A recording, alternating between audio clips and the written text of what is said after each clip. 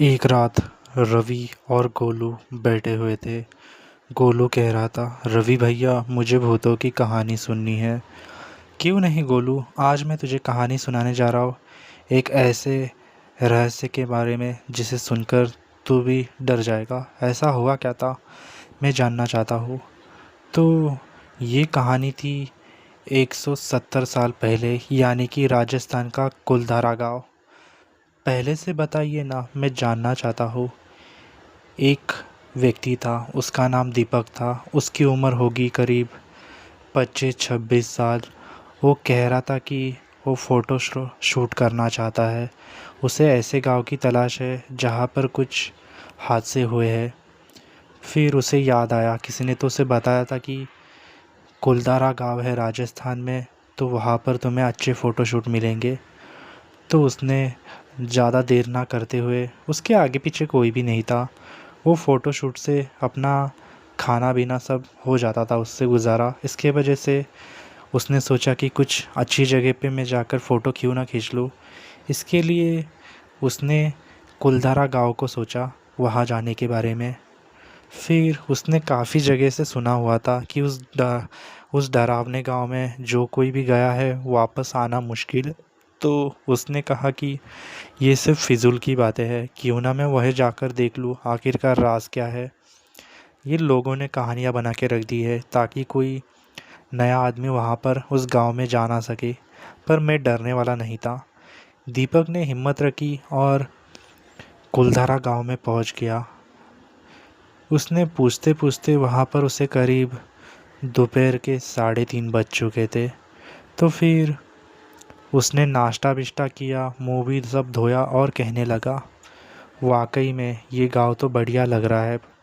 वहाँ पर बहुत सारे लोग भी तो नहीं थे, क्योंकि वहाँ पर एक बूढ़ा आदमी था। तो उसने कहा, अरे बेटा तुम कहाँ पर जा रहे हो। तो उसने कहा कि मैं कुलधारा गांव जा रहा हूँ। तो उस बूढ़े आदमी ने उससे ऐलान किया, बेटा तुम्हारे लिए अच्छी जगह नहीं है वो। क्यों, ऐसा क्यों? क्योंकि वहाँ पर बहुत सारे हादसे हो चुके हैं। रात के 6 बजे के बाद वहाँ पर जाना मना है। अगर तुम वहाँ पर जाते हो तो तुम्हें वापस आने की कोई गारंटी नहीं है। फिर दीपक ने कहा उस बूढ़े आदमी को, अरे आपकी उम्र हो गई है, आप घर पर जाइए। आप मुझे भी डराएंगे और ख़ुद भी डरेंगे। मैं कुलधारा गांव फ़ोटो शूट के लिए आया हूँ। कहाँ आपकी कहानी, कहाँ मुझे फ़ोटो शूट करना है। आप यहाँ से जाइए, मुझे इरिटेट मत कीजिए। दीपक ने उसकी बात नहीं मानी। उसे लगा कि वो बूढ़ा आदमी उसे डराना चाहता है। इसके वजह से फिर उसने, बूढ़े आदमी ने काफ़ी रिक्वेस्ट की उससे कि कहीं ना कहीं कुछ ना कुछ गड़बड़ हो गई तो फिर तुम्हें बचाने वाला कोई भी नहीं है। उसके बाद दीपक ने कहा, जो कोई भी मेरे रास्ते में आ रहा है, मुसीबत हो रही है, मैं फटाफट एक काम करता हूँ, फ़ोटो शूट करके यहाँ से चला जाता हूँ। वैसे भी एक दिन मिला है मुझे, इसी एक दिन में फ़ोटो शूट करता हूँ। तो उसने करीब फ़ोटो शूट करने के लिए करीब 5:30 बज चुके थे। अरे फिर उसने कहा, यहाँ तो अंधेरा हो रहा है, कोई बात नहीं, मैं कुलधारा गांव के अंदर जाके फ़ोटो निकालता हूँ। तो उसने गांव में जाकर फ़ोटो वीटो निकालने लग गया। अचानक सूरज डूब गया, वहाँ पर अंधेरा हो गया। अचानक उसके पीछे कुछ बच्चों की चीख निकलने आ गई। उसने पीछे पलट कर देखा तो वहाँ पर कोई भी नहीं था। वहाँ पर उसे खुशबू आ रही थी खाने पीने की, जैसे कि राजस्थान लोग खाना बनाते वैसे।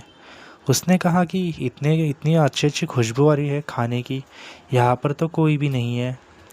उसके बाद वो एक घर के यहाँ पर जाकर रुका तो वहाँ पर एक औरत बैठी हुई थी।